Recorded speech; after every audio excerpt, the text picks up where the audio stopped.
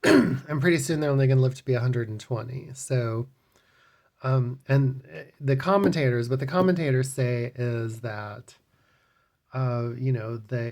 they were less righteous, they were less just, they were less ethical, and that's the reason that they didn't live so long, because the generations were becoming more corrupt.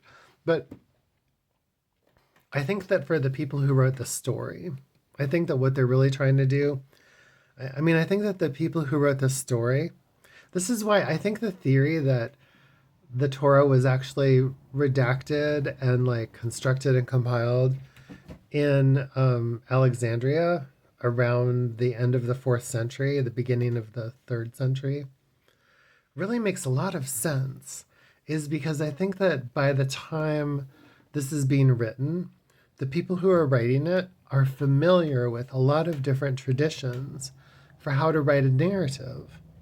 And they're already deep into, they're in the cradle of what is going to become the Roman Empire. This is already, this is already an empire that's been created by Alexander. They're deep in empire territory. One empire after another is going to continue to move around this part of the world between, Southern Europe, within the area around the Mediterranean, and within the area of the Levant, the Middle East. These two areas have already been primed in their right for empire. And the Library of Alexandria is a place where a lot of these texts go. And they're also a place like where something completely new happens, because this happens every now and then in civilization, where like there's this cross-fertilization of these things that never cross-fertilized before, and it creates a whole new set of ideas. And the ideas, I think, are what is happening here in the Torah. I think that what you're really, one of the many things you're seeing in the Torah is you're seeing one document that is preserving all of these different ideas which have been traveling all around the Middle East and the Mediterranean region for sometimes for thousands of years, maybe since the time of Ur. These ideas have kind of been moving around, preserved in documents, preserved in cultural traditions. And now they've ended up at this place.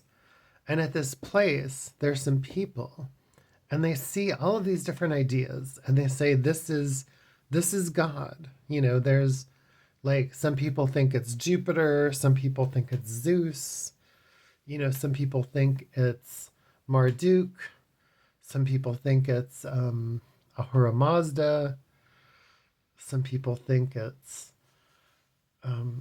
any of the Egyptian deities, but these people think, oh no, this obviously means that there's this God. There's something that's bigger than all of these things, because here's the evidence of it. Here's all of this language, here's all of this information, here's all of these stories. And not only are they seeing that, but they're also seeing the stories carrying information, carrying different kinds of traditions. And those stories, and they're becoming aware of different kinds of ways of telling stories. And, the same, it's interesting because part of what I think happens in the redacting and the compiling of the Torah is the same thing that happens when cultures get together and are following some of their best instincts. They're gonna go down this rabbit hole, and it's gonna end up in a good place. Eventually it's gonna end up in a good place. And I think that these people are really struggling to understand what they're seeing. They don't have the tools of science. They don't have anything that we as moderns have now to kind of construct and compile and explain the world. We have so much now. And, if anything, I think that if the Torah does anything for you, it should really help you. Like, if you're interested in this part of the world, if you're interested in the origins of religion, if you're interested in why do people believe what they believe, And if you're the kind of atheist who's curious about human civilization, about human cultures, and if you have a lot of respect for it, the Torah is a really good book to read for that purpose. I think it really is. Anyhow, so back to the text. Well, I'm not going to get through the whole portion. I can already tell because I'm at 40 minutes, and I haven't even gotten to the beginning of the portion yet. But I'm going to do my best. I every week I come here and I think, okay, I'm going to actually get through the portion this week, and then I end up talking the whole time, and I never get to it. And I swore this week I wasn't going to do that. I was going to like dive really deep into the text and kind of walk through the text with you, but then I just ended up talking and I just talked the whole time. So sorry. That's just my personality. This is my personality. But let's keep on going. So in the lead up to Lech Lecha, which again is the story of Abraham, first it's telling the story of all of these people before Abraham and how like Abraham's great going back 50 generations grandfather lived to be 500 years old, and then by the time we get to Abraham, it's like everybody's just living for 120 years or 200 years, whatever. So chapter 20 or verse 25 is where we start to see characters that if you read the Torah or if you read the Bible, they start to sound familiar. So when Nahor had lived 29, this is verse 24, when Nahor had lived 29 years, he begot Terah. After the birth of Terah, Nahor lived 119 years and begot sons and daughters. When Terah lived 70 years, he begat Abram, Nahor, and Haran. So in this story, this is kind of the beginning right here at verse 26. So Terah, who's Terah? Terah's Abraham's father, and he's supposed to be somebody who is a worshiper of idols. And, again, all of these people all around them, they all worship idols. And then, of course, in the story, Abraham is going to be the person who worships the true living God. So, that's like, as an atheist, you can obviously see right away here is where the problem begins. So the problem in the story of the Torah, the problem in the story of the Christian tradition, which does the same thing, the problem in the story of Islam, which does the same thing, it kind of starts right here. This is like the point of origin. Because right here is where the story cleaves. And again, it's just a story, so it's not real. It's just a story. None of this is real. But the story creates reality. People have literally been murdered by the millions over these stories. They have been murdered by the millions. And just in very recent history, like within my lifetime, not within my lifetime, within my memory of the generations. So like just less than 100 years ago, 75 years ago, 6 million Jews were murdered because of Christians' stupid stories about Jews.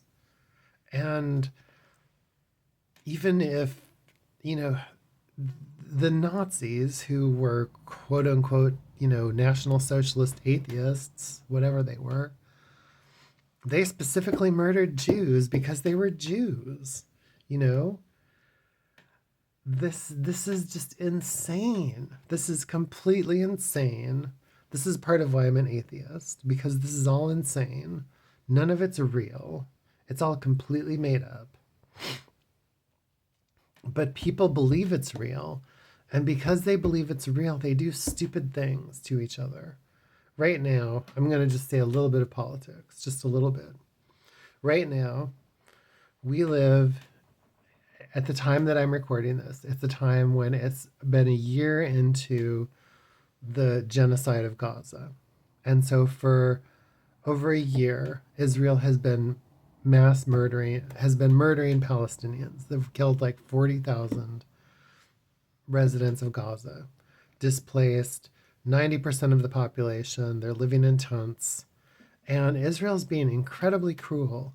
It's been denying them food, denying them humanitarian aid, making their lives completely miserable, and just utterly ruining the land.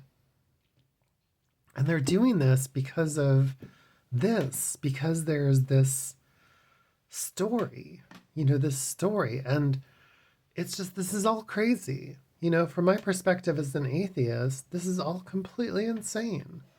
I mean, what we should all be doing, if you wanted a really ethical society, is we should all be like living in peace, respecting each other, just letting people go about their lives. I mean, most people just want to live their lives. They want to be around their chosen people, their family, their friends, their culture, and they just want to like go about their day-to-day business. But the story begins here. From the point of view of the story, it begins here, but it's not really, this problem is a problem. Again, this is really a problem of agriculture. This is a problem that began when people began to practice agriculture, and when they started living together in groups, and they couldn't figure out how to distribute the goods equitably. I mean, for hundreds of thousands of years, people were hunter-gatherers, and they wandered all over the world, chasing animals, living in tribes. And, I mean, we don't know what their life was like. Maybe their life was miserable and it completely sucked. Maybe it was great and they had, an abundant, peaceful life. Maybe life was paradise for 300,000 years. Who knows? We don't know what it was like for those people. They didn't leave around a record to tell us that this is paradise and they had a good time. But what we do know is that for all of that time, the rules about how human civilization functioned were very different.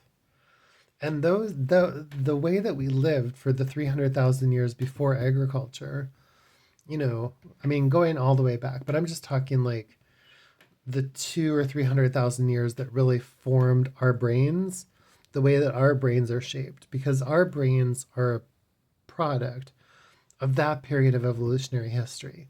That period of evolution. If there's a God, the God was that period of time when Homo sapiens had inherited the capacity for language, were going around with their ability to do specialization, moving all over the world because they migrated all over, out of Africa into Northern Europe, into Asia, into that part of the world that's Indonesia, into South Asia. They hadn't quite gone to Australia yet. They didn't get to Australia until like 50,000 years ago. And of course, they didn't make it to North America until like maybe 20,000 years ago. But that period of that wandering and that living in kind of loosely connected groups, that's the real God. That's really what shaped our brains and made us who we are now. I mean, now we have this overlay. We have this overlay of this civilization, that so-called civilization that we live in now, which is good. It's not about, I mean, here I am recording something using electronics that you can look at if you're stupid enough to actually listen to me talk. And if you actually enjoy listening to this, which so far, like in the last episode, I think 3 people watched it. I'm not sure who they were, but I really appreciate it. I don't mean you're stupid. I mean, I really appreciate it if you're paying attention to this. But the point is that we have this luxury now of this, which is an overlay of civilization. But for 300,000 years, we live this completely other way. And then we had agriculture. And as soon as we started practicing agriculture, like our lives just became so much more miserable. I mean, you can, and this is stuff this is just things I picked up from like reading or listening to different texts on how agriculture affected things like human nutrition, tooth decay, people people's lives changed because they became much more malnourished. I mean, they couldn't really get everything that they needed just from the kind of crops that they had. But now suddenly they had a stable source of food that was in one place. So they were able to live in much larger groups. And with larger groups came diseases, came malnutrition, and came the complexities of civilization, which eventually led to warfare, brutality, empire, slavery, and modernity, including nuclear weapons and Donald Trump. So, you know, I don't know. I think we probably were better off as hunter gatherers. That's just my own opinion, but I don't know. I mean, we can't go back. You can't put the genie in the bottle. Now that we've, pretty much we're really destroying the planet. I mean, we're like we're responsible for so much species loss on this planet in the last 40,000 years, including all of the megafauna. We've destroyed all of that. Now we're busy destroying smaller species, making habitats completely unlivable. And we didn't do that when we were just wandering around as hunter gatherers. So I don't know. I don't know if civilization's been a good thing. I really don't know that. So I'm going to try to at least get to the beginning of Lech Lecha, although I'm very quickly running out of time, so I don't know how far I'll get. Anyway, so here, this is the line of Terah. Terah begot Abram, Nahor, and Haran. So these are like Abraham's siblings, Nahor and Haran. So it's telling you this.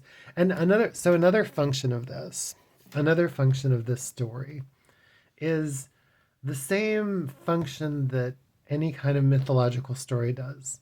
And this is a great function of storytelling. So these people, they understand, as they're writing these texts, they understand the value of storytelling because they're kind of giving you the sense that there's this bigger family.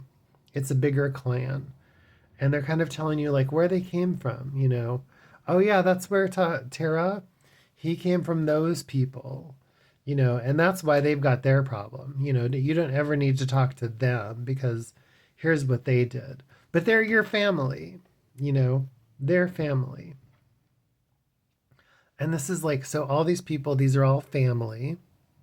They've all been chosen by God and they have a lineage. And this is going to repeat throughout the Torah. The idea there's a lineage, this person is related to that. It's tribal. It's very much tribal. And, this is part of how human beings just instinctively understand the world. As an atheist, I try not to understand the world in terms of lineage or where somebody's from. I tend to think that we live in a world of strangers. Like basically almost everybody in the world is a stranger. And that will always be the condition of civilization. You really have no capacity to know almost anyone. Maybe you can know, again, going back to Sapiens, Yuval Harari thinks most people can know maybe about 150 people. That's about as many people as you really know. And even if you live in a city of 3,000 people, that means that most of the people, you'll never know them. And if you live in a big city like most of us do, and these big cities were already starting to happen. At the time that this was written, there were still a lot of people who lived just scattered all around the place. But there were a lot of cities. And the cities they weren't huge, but they were big. We're talking 10,000, 20,000, sometimes as big as maybe 200,000 people. So these cities were big. They were big cities. And they were complicated. People didn't know exactly what all the rules were, but they knew that. And they were living in a world of strangers too. And these people are also they're already living in a world of strangers, where a lot of the people around them are strange. They worship strange gods. They're people who you're never going to know who they are or really where they're from. You're not going to know that much about them. So this is already an attempt in a complex society to create a story that gives you some connection to each other, like some connection back to maybe that evolutionary instinct that we carried around with us for, I mean, we think this is probably how we lived for a couple 100,000 years. For a long time, we didn't really go that far. And there, I mean, there was another tribe over there, and that was like a whole nother universe. And we didn't really have that much to do with those people. So I'm just not going to even make it to the beginning of this is the worst Torah study ever. I'm not even going to make it to the beginning of the Parsha. So, in the rest of this story, which is actually the end of Noah, Abraham gets together with Sarai, and then they go to Egypt, and then eventually they have a child. The angel appears to them.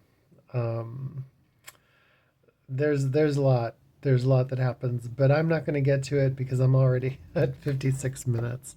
So I'm just going to summarize what I talked about for this Atheist Torah study. And by the way, I really want to thank you if you actually stuck around through this whole Atheist Torah study. You're having a chance to hear my perspective as an atheist about how this text was written. I would encourage you to read the text if you have a chance. It's a really fun read. Avram is one of the best stories in the Torah. It's a really good story, and Abram is like, he's the patriarch.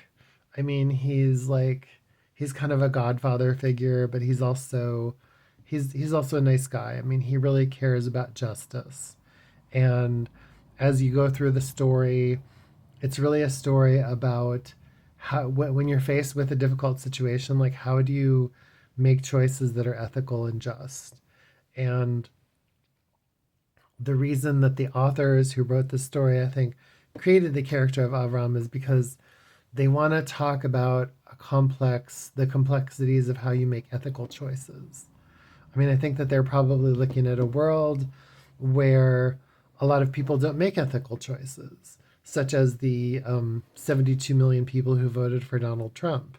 And they're trying to make sense of that. And how do you actually make ethical choices? How do you choose to value your own instinct for ethics? And how do you see a higher purpose? How do you come to that higher place?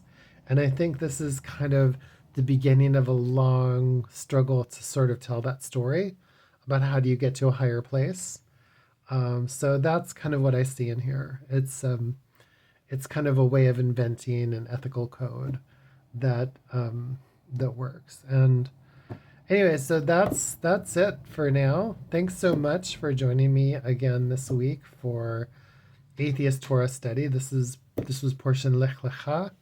I hope that you'll join me next week, and I'll continue on my year-long exploration of the Jewish Torah. Thank you so much, and I hope you have a wonderful day.